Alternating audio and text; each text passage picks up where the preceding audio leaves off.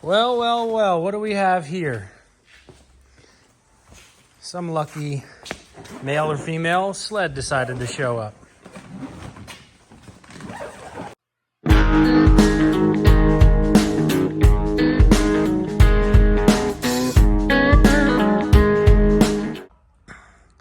All right, guys, so here it is. This is how they're shipped from Polaris. They're in this this metal crate, as you can see, in a pretty much a body bag. Honestly, just an oversized body bag, zip-locked in there. It comes, the skis, obviously everything comes with it, but you have to put the skis on, the bumper on, the flap on, battery fluid in, and then this one has handguards, not a windshield. So we're just getting this thing set up so we can get out of the crate, and then we'll do a full video on it. All right, guys, so it is the next day. As you can see, it's light outside. We got sidetracked. We had to deliver a snow blower and everything yesterday, but now we are going over the Assault. So this is a super, super popular sled. It was the #1 big sled, and I can't say sled overall because it wasn't sled overall. The 200 was for the, last 3 years now? A couple anyway. Yeah. So it was the #1 big sled for the last few years in the Northeast, and it is a super, super popular sled. A lot of people love it. You can't get them off it, honestly.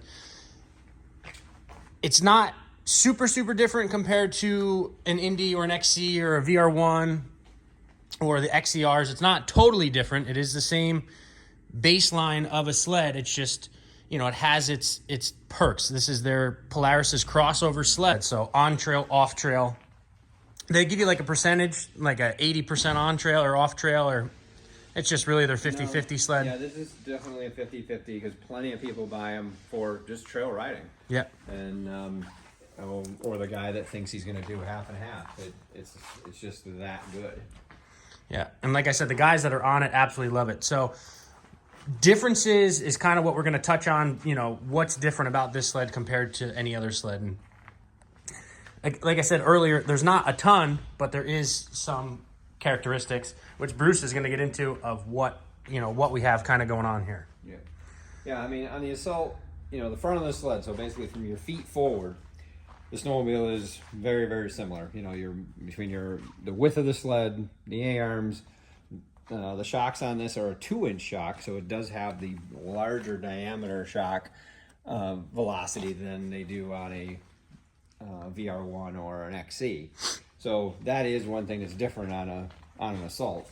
The other thing is when you go to the rear, obviously we go 146, but we also go, and in the past they've been 144. No difference in the rail. The only difference is the pitch of the track, which makes it a 146. Mm-hmm. So as far as what this snowmobile was since 2017, which has been very popular, there was no need to change the rear in this. It's an uncoupled, so it does not have the coupler blocks here like we'll have when we're looking at the XC or the XCRs. But the way this rear shock works and where it's mounted to the front torque arm up under here is very different than anything else. So it actually is mounted halfway up the front torque arm. So it may not be coupled in the rear, but it definitely works like one, because when that front torque arm moves, it starts moving that rear shock and spring. It just does. And it works really well. Its sled is always stiffer than an XC or anything else. It's been stiff ever since it came out in 2017. Prior to that, this sled was soft. If anything, I was stiffening them for people. This sled, it's always been the other way. I'm always softening it or leaving it alone. And people like it because when they're going off trail, the sled isn't compressing. You know, it's putting track into the depth of the snow. It's not compressing and hindering you absorbing going through deep snow. So sort of like what they like to do for an RMK. This sled is rigid so that it wants to just go through the snow, full depth of track, not compressing up into the tunnel. So that's definitely popular because of that. Yeah, and then people are probably going to be questioning, well, why is there a bogey wheel way back there? There's never one normally back there. So behind that bogey wheel, these are tipped rails, so it's actually tipped in the back. Yep. There's an angle that comes up, and it just takes some weight off of this wheel. So the sled will turn more in this area, pivot more in this area than it does from here, which does make the sled a lot more fun in the trails, and that's why it's used widely for just that. Right. And this sled has a 2-inch track. The other options are a 1.3 Cobra and a 1.6 Cobra. Right. So, but this one is equipped with a 2-inch track.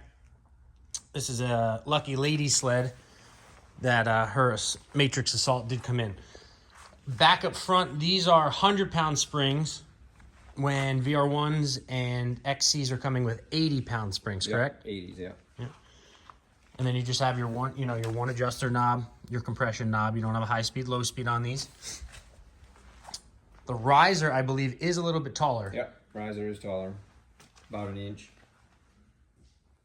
But other than that, I mean, that's, the basics of it. Guys that trail ride these, and I've ridden them too, if you guys have been following along. My buddy Chris has one. He has one with a 1.6 track, and actually, now that I'm thinking about it, you could actually get a 1.5 ice or storm track, right? Yeah, ice storm. Ice storm, yeah. So there's 4 options for tracks. Sorry about that. And it's an awesome sled. It handles really good. It handled similar to my VR1 last year, and it is a 146, but you don't really feel that in the trails, and I think that's what people love about them. And they're super fast. I don't know what it is about these sleds, but they're I guess it might be the tipped rail. I don't know, in the back. Yeah, I mean, the speed has a lot to do with track angle, and even in the back here, the track angle is very gradual. And even back in the day when we were, 144s on switchbacks 15 years ago, they were always the faster sled. Yeah. And then the other thing that Polaris has spent a lot of time in the last few years is, depending on what track you buy, in which sled you buy, it is geared differently. So if you're looking to see what gearing you got in your sled, you really have to look and see, okay, it's got this track, and then it'll have that gearing for that track. Right. So like this sled with a 2-inch track will definitely be geared lower than a 135 if it was on this track, on this sled. And that's just because it's, that's just a giant fan is pretty much what you got going on back here. So there's no way that, it'll be able to pull it if it's not geared properly for it. Right. That, and, figuring somebody's going to be using this more off-trail with the deep track, they gear it down too. Correct. Whereas a guy with a 135, he probably does want more top end and trail speed. But yeah, we were talking about it before we started the video, and the one thing that I've seen a lot, especially being on the YouTube and people commenting is, they always say that these are, too stiff. Even for guys that are, 200 pounds or so, they're saying they're too stiff. Again, Polaris did that for a reason. Again, if you need that change, if you think yours is too stiff, we call Bruce, and Bruce can help you out there. Yeah, we can definitely soften up low speed, because that's what it really needs. If somebody wants it to conform in the trail at trail speed more, it makes a huge difference. You can do it, and it just dials right in. Yeah. But these come in 850s and 650s, just like all the other, options. This one came with a 7S display, and yes, it does have it. So a lot of you guys were wondering. We never even gotten to storage or anything, so it's at your, your generic storage everywhere around it. Yeah, they got a nice bag that goes in there too, that has little shelves in it. Yes. So the stuff doesn't rattle around. You put it in there. Yeah, and there's a USB plug in there. You have your underseat storage like usual. And it has the same clutches, same belt, same everything as a VR1 or an XCR. So if you guys are, thinking about making the jump into something a little bit longer, I could 100% vouch that it doesn't feel longer. And it handles really well. And like I said, they're fast. They're super fast. So I was almost on the fence. I was almost thinking about getting one this year, but then a XCR came out, and that kind of stole my heart, kind of like everyone else. Yeah. So, you got anything else to add to that? No, that covers that sled. Yeah.